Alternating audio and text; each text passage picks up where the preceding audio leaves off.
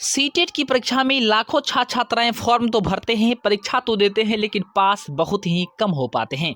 CTET की परीक्षा में लाखों छात्र छात्राएं क्यों हो जाते हैं फेल, जाने पूरा राज। इसका पूरी अपडेट साथी इस वीडियो में आज हम आपसे शेयर करेंगे। कुल मिलाकर साथी कह ले तो 33 लाख अभ्यर्थी फॉर्म डालते हैं, लेकिन रिजल्ट मात्र 5 लाख अभ्यर्थी का ही क्यों आ पाता है।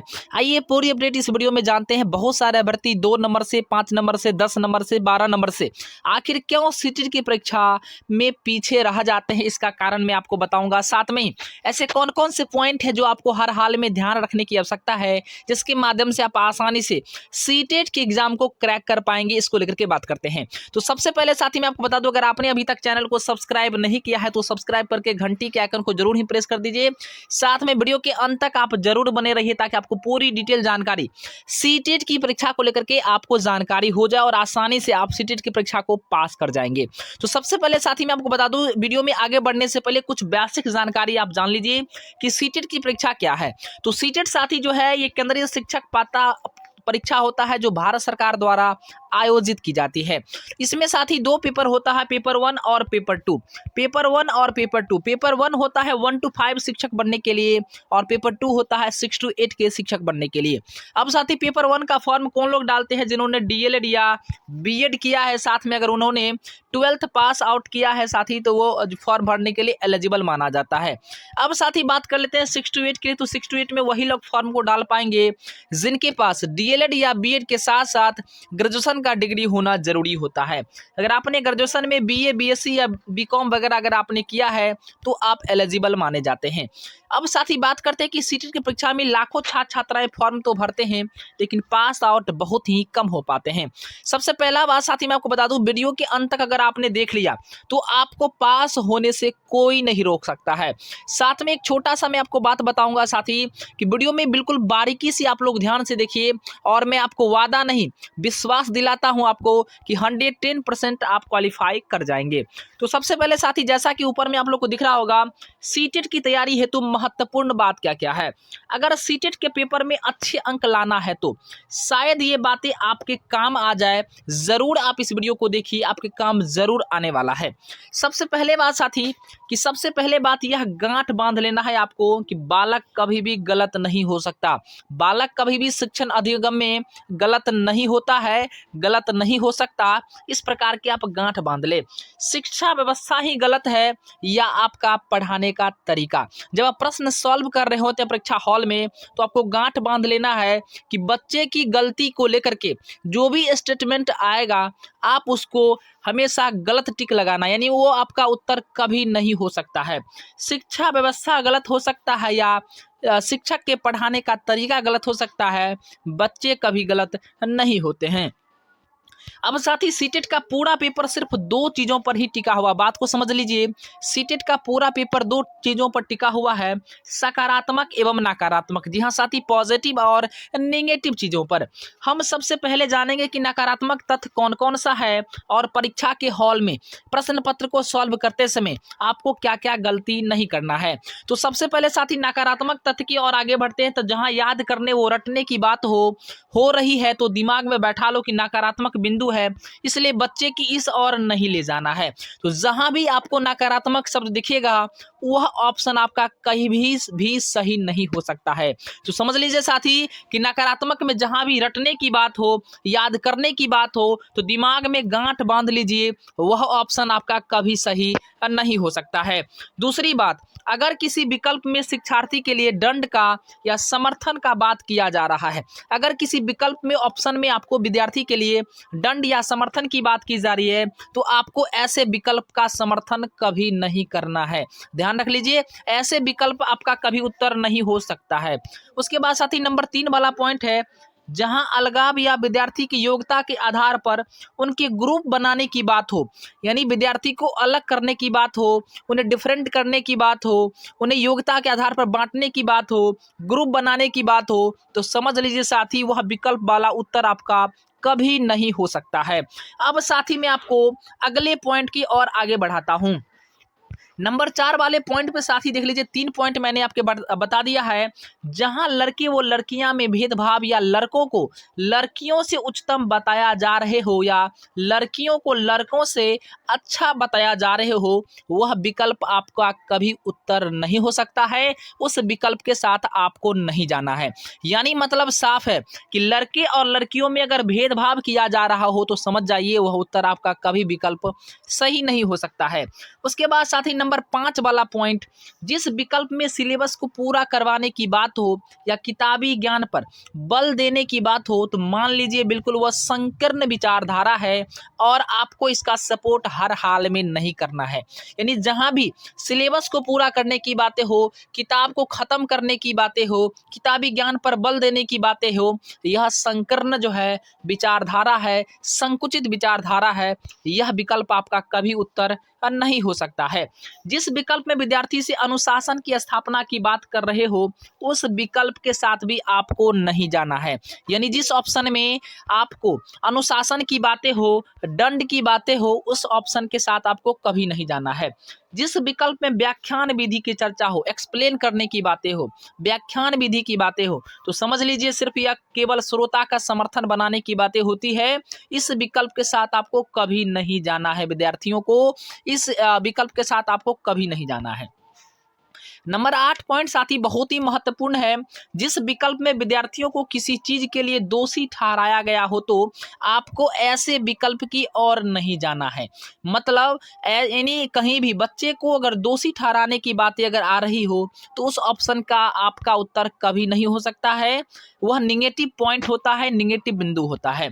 अब साथी बात करते हैं 9 वाले पॉइंट पे, जिस विकल्प में आप अंक या ग्रेड देने की बात हो। जी हाँ साथी, अगर आपने यह वीडियो पूरा अंत तक देख लिया तो परीक्षा में पास होने से आपको कोई नहीं रोक सकता है। तो साथी जहां भी जिस विकल्प में आपको ग्रेड देने की बात हो या अंक देने की बात हो, परीक्षा पास करने की बात हो, तो समझ लीजिए वह विकल्प आपका कभी उत्तर नहीं हो सकता। वह 110% आपका उत्तर विकल्प नहीं होगा। अब साथी हम लोग अगले पॉइंट को और देखते हैं, नंबर 10 वाला पॉइंट। यदि किसी विकल्प में बालक को अनुत्तीर्ण करने की बात हो, फेल करने की बात हो या उस कक्षा में रोकने की बात हो रही हो तो समझ लेना है कि यह बात गलत है और कभी भी बच्चे को फेल नहीं किया जा सकता है और शिक्षा पद्धति में ही दोष है, बच्चे में दोष नहीं है।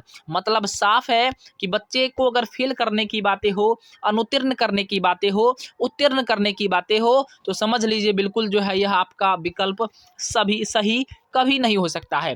तो 10 पॉइंट साथी आप लोगों ने समझ लिया। बिल्कुल साथी वीडियो के अंत तक आप लोग बने रहें। मैं अब आपको सकारात्मक बात बताता हूं कि आखिर ये सकारात्मक चीजें क्या है जो आपको परीक्षा को 110% आपको पास कराने में मदद करेगा। सबसे पहली बात साथी, अब बात करते हैं सकारात्मक तथ्यों की। तो सकारात्मक तथ्य कहाँ कहाँ रहेगा और किस प्रकार से आपको उत्तर को टिक आउट करना है। जहां विद्यार्थी को अधिकाधिक अवसर दिए जा रहे हो, जी हाँ साथी, जिस ऑप्शन में आपको अवसर देने की बात हो वह विकल्प आपका सही उत्तर होगा, उसी में आपको टिक आउट लगाने हैं। अब साथी जहां बहुभाषिकता पर बल दिया जाता हो, बहुभाषिकता मतलब प्रत्येक भाषा का समर्थन, अलग अलग भाषा वाले विद्यार्थी को एक ही कक्ष के अंदर जो है पढ़ाने की बात हो तो समझ लीजिए वह उत्तर आपका सही होने वाला है। करके सीखने को प्रोत्साहित करना, यानी खुद से स्वयं से काम करके स्वयं का अनुभव प्राप्त करना, स्वयं से सीखना बेहतर ऑप्शन होता है। और ये सकारात्मक शब्द है साथी, स्वयं से करके सीखना, स्वयं से काम करके जो है सीखने के बाद प्रोत्साहित करना, यह जो है आपका सही उत्तर होने वाला। इस शब्द पर आपको ध्यान देना है। जहां विद्यार्थी को कोई कार्य करने हेतु स्वतंत्रता दी जा रही हो, बिल्कुल साथी बच्चे को इंडिपेंडेंट होकर के काम करने की अगर वहां पर जो है स्वतंत्रता दी जाती है तो बिल्कुल उस विकल्प के साथ आप लोग को जाना है, वह विकल्प आपका सही होगा। जहां सभी विद्यार्थी को समावेशन की बात की जा रही है, समावेशन मतलब एक ही कक्ष के अंदर जो है अलग अलग संप्रदाय, अलग अलग धर्म, अलग अलग भाषा वाले विद्यार्थियों को सम्मिलित करना, समावेशी शिक्षा की बात की जा रही हो, वह आपका सही उत्तर होगा। इसके बाद साथी नंबर 6 वाला पॉइंट, जहां कक्षीय जीवन को वास्तविक जीवन से जोड़ा जाता हो। जी हाँ साथी, जिस क्लास में जिस वर्ग में बच्चे को वास्तविक रियलिटी लाइफ से अगर जोड़ने की बातें हो, बाहरी जीवन से जोड़ने की बात हो तो समझ लीजिए आपका वह उत्तर बिल्कुल सही होगा। इसके बाद नंबर 7 वाला पॉइंट देख लीजिए, जहां विद्यार्थी में सृजनात्मकता एवं जिज्ञासा आपका विकसित बात हो, यानी उन्हें कुछ खोजने की, अन्वेषण करने की अगर चर्चाएं हो, विकसित करने की बातें हो, तो समझ लीजिए आपका वह विकल्प बिल्कुल सही होगा। इसके बाद सकारात्मक तथ्यों वाले ऑप्शंस के साथ ही आपको हर हाल में जाने हैं। नकारात्मक शब्द वाला आपका उत्तर कभी नहीं होगा। कुछ विशेष शब्द होते हैं, सकारात्मक भी होते हैं और नकारात्मक दोनों होते हैं, उसको भी आपको देख लेना है। जैसे प्रोत्साहित लिखा हुआ है, हतोत्साहित लिखा हुआ है, तो प्रोत्साहित आपका हो गया, ये आपका सकारात्मक और ये हो गया आपको नकारात्मक शब्द। तो ध्यान देना है आपको, इस प्रकार के शब्द में आपको पॉजिटिव वाले शब्द के साथ जाना है। सीटेट के पेपर में कई सारे ऐसे भी प्रश्न होते हैं जिसमें दोनों शब्द कई बार देखने को आपको मिल जाएंगे। प्रोत्साहित शब्द सकारात्मक है जबकि हतोत्साहित शब्द नकारात्मक है। बस आपको ध्यान ये रखना है कि किस अर्थ में प्रयुक्त हो रहा है। जैसे मान चलिए या तो सही चीज को प्रोत्साहित किया जा रहा है या गलत चीजें को हतोत्साहित की जा रही है, तो आपको हर हाल में पॉजिटिव चीजों के साथ आपको जाना है। अब साथ ही बिल्कुल मैं आपको सीटेट परीक्षा को पास करने का मूल मंत्र बता रहा हूं, और अगर आपने साथी अगर इस वीडियो को पूरा देख लिया तो आप समझ लीजिए सीटेट की परीक्षा को पास होने से आपको कोई नहीं रोक सकता। गलत बात को प्रोत्साहित किया जा रहा होगा या गलत बात को हतोत्साहित किया जा रहा, तो अर्थ पर आपको ध्यान देना है। उसके बाद साथी और कोई भी शब्द देखने को मिलेंगे, जैसे आंशिक बात हो, पूर्ण का बात हो या केवल की बात हो, केवल जहां भी लिखा रहेगा आपको उस ऑप्शन के साथ कभी नहीं जाना है, वह उत्तर गलत होगा। उसके बाद साथ ही केवल शब्द ज्यादातर प्रयोग में नकारात्मक शब्द में ही आता है, इस चीज का अवश्य ध्यान रखें। फिर भी किसी परिस्थिति में किस परिस्थिति में उसका यूज हो रहा है, इसको भी आपको ध्यान में रखने की जरूरत होगी। ऊपर जो भी बात साथी मैंने आपके साथ किया है सकारात्मक और नकारात्मक तथ्यों की, इसी के इर्द गिर्द आपका पूरा पेपर घूमेगा, चाहे पेपर 1 की बात हो या पेपर 2 की बात हो। इसके अलावा साथी कई प्रश्न ऐसे भी होते हैं जिनमें कंफ्यूज कर दिया जाता है परीक्षार्थी को, अभ्यर्थियों को, कौन सा यानी प्रश्न है और कौन सा नहीं है, इस प्रकार के चीजों को देख लेते हैं। या अलग तरीके से प्रश्न पूछा जाता है, जो प्रश्न को ध्यान से पढ़ना है, पहले से क्या पूछा गया है, ऑप्शंस पूरे पढ़ें, क्योंकि कई बार गलत पूछा जाता है और आपको पहला ही ऑप्शन सही लगता है और आप वहीं रुक जाते हैं। इस चीज को भी आपको ध्यान रखना है। अब देखिए साथी मैं आपको बता दूं, बहुत सारे ऐसे प्रश्न होते हैं जिसमें कहा जा रहा है कि निम्न में से कौन सा पक्षी पेड़ के सबसे ऊपर अपना घोंसला नहीं बनाता है। जी हाँ साथी, नहीं बनाता है। बहुत सारे ऑप्शन नहीं वाले शब्द को नहीं पढ़ पाते हैं, नहीं समझ पाते हैं, जिसके कारण वह जो है उसका जो सही उत्तर होता है उसको लगा देते हैं। तो साथी यहाँ पर समस्याएं होती है, आपको थोड़ा सा प्रश्न को भी ध्यान में देखने की जरूरत है। अब साथी सीटेट में प्रैक्टिस ही काम आती है। अगर आप प्रैक्टिस कर रहे हैं तो आपके लिए बेहतर है। सकारात्मक सोच के साथ आप जाएं, कॉमन सेंस के साथ परीक्षा में आप बैठें और कहीं न कहीं बिल्कुल प्रश्न को सही ध्यान पूर्वक पढ़े, क्योंकि अधिकतर पेपर आपको इन्हीं बिंदुओं के आसपास रहेगा। साथ में ही हर टीचिंग एग्जाम में यह तथ्य आपको जरूर ही काम आएगा। तो कुल मिलाकर साथी आप लोगों ने सारी बातों को समझ गए होंगे कि इस बार सीटेट की जो परीक्षा साथी हो रही है 150 नंबर का प्रश्न पत्र आपको रहेगा। 5 सेक्टर से आपके प्रश्न मिलेंगे। सारे प्रश्नों में साथी आपको इन बातों को ध्यान रखना है, नकारात्मक शब्द, सकारात्मक शब्द, जहां पे कुछ ऐसे विकल्प होते हैं जो आपको कंफ्यूज करेंगे, वहां पर आपको ध्यान देने की जरूरत है। प्रश्न को सही से पढ़िए, ऑप्शन को सही से पढ़िए। साथ में साथी आपको नेगेटिव और पॉजिटिव वर्ड देख करके आपको टिक लगाने हैं। और सबसे अच्छा तरीका साथी मैं आपको बता दूं कि आपको चारों ऑप्शन में जो सबसे बेस्ट ऑप्शन हो उसे जो है आपको टिक आउट करना है। तो कुल मिलाकर साथी आप लोग सारे बात को समझ गए होंगे। और सीटेट में जो ओबीसी कैटेगरी का भर्ती होते हैं उन्हें 82 नंबर लाने होते हैं पास होने के लिए। ओबीसी SC ST के लिए, जनरल के लिए साथी यहाँ पर जो है 90 नंबर आपको लाने होंगे 100 में से। अगर आप साथी इतना नंबर लाते हैं तो आप क्वालिफाई कर जाएंगे। बहुत सारे ऐसे छात्र छात्राएं होते हैं जो 2-3 नंबर से पीछे रह जाते हैं। तो शायद यह मेरा वीडियो आपके लिए बहुत ही महत्वपूर्ण होने वाला है। आप देखने के लिए धन्यवाद। देखते रहिए RS डायमंड एकेडमी को, लाइक करें, शेयर करें, सब्सक्राइब जरूर करें। साथ में कमेंट करके बताएं कि वीडियो आपको कैसा लगा।